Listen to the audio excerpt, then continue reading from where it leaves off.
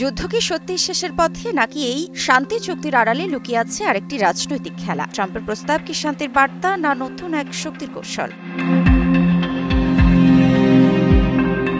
কয়েকটা প্রশ্ন এখন বিশ্বজুড়ে ঘুরছে। রাশিয়া ইউক্রেন যুদ্ধের টেবিলে কি সত্যিই বসেছে শেষ আলোচনার খসড়া, নাকি এটা মাত্র শুরু এক নতুন অধ্যায়ের? মার্কিন প্রেসিডেন্ট ডোনাল্ড ট্রাম্প জানিয়েছেন, ইউক্রেনের প্রস্তাবিত শান্তি চুক্তি যুদ্ধ অবসানের চূড়ান্ত প্রস্তাব নয়। রাশিয়া ইউক্রেন যুদ্ধের অবসান ঘিরে যুক্তরাষ্ট্রের প্রস্তাবিত পরিকল্পনা নিয়ে যখন কিয়েভের মিত্ররা প্রশ্ন তুলছে, ঠিক তখনই ট্রাম্পের এই মন্তব্য নতুন আলোড়ন তুলেছে বিশ্ব রাজনীতিতে।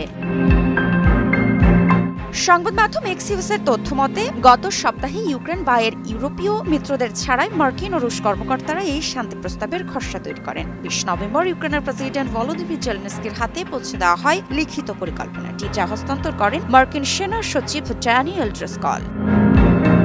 ট্রাম্পের ভাষায় কিয়েভের হাতে এক সপ্তাহ সময়, আগামী ২৭ নভেম্বরের মধ্যে সিদ্ধান্ত নিতে হবে। ফক্স নিউজ রেডিওকে তিনি জানান, এটাই উপযুক্ত সময়সীমা, এখন না হলে আর কবে। কিন্তু ২১ নভেম্বর যখন হোয়াইট হাউসে সাংবাদিকরা জানতে চান এটাই কি চূড়ান্ত প্রস্তাব, ট্রাম্পের উত্তর ছিল সংক্ষিপ্ত তবুও তাৎপর্যপূর্ণ, না, এটি আমার চূড়ান্ত প্রস্তাব নয়, তবে যেভাবেই হোক আমাদের যুদ্ধ শেষ করতে হবে। এই বক্তব্যের পর থেকে কূটনৈতিক টেবিলে নড়চড় শুরু হয়েছে। ইউরোপ, কানাডা ও জাপানের নেতারা জানিয়েছেন মার্কিন রুশ প্রস্তাব শান্তি আলোচনার ভিত্তি হতে পারে, তবে এখনও এতে বড় ধরনের পরিমার্জনা প্রয়োজন। বাছাইকৃত কাঁচামাল ও স্বয়ংক্রিয় ইউরোপিয়ান মেশিনে তৈরি হয় all time honeycomb, all time healthy life. সম্প্রতি G20 সম্মেলনের ফাঁকে ইউক্রেন ইস্যুতে মুখোমুখি হন ব্রিটিশ প্রধানমন্ত্রী কিয়ার স্টারমার, ফরাসি প্রেসিডেন্ট ইমানুয়েল ম্যাক্রো এবং জার্মানির প্রেসিডেন্ট ফ্রেডরিক মের্জ। তারা সবাই একই সুরে বলেন যে কোনো সমাধানেই কিয়েভের অংশগ্রহণ এবং ইউক্রেনের সার্বভৌমত্ব নিশ্চিত করতে হবে। পরবর্তীতে G7ভুক্ত দেশগুলোর সঙ্গেও তাদের বৈঠক হয়।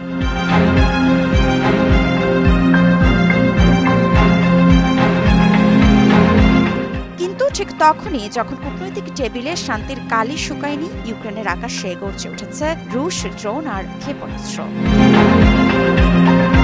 কিয়ারসন, দিনিপ্রা, ওডেসা, ইউক্রেনের পূর্ব ও দক্ষিণাঞ্চলের শহরগুলোতে আবারও ভয়াবহ হামলা, ধ্বংস হয়েছে আবাসিক ভবন, বিদ্যুৎ কেন্দ্র, অবকাঠামো। শান্তির আলোচনার মাঝেই আবারও শোনা যাচ্ছে বিস্ফোরণের শব্দ। মৃত্তিকা সিনহা বিশ্বাস, নিউজ 24।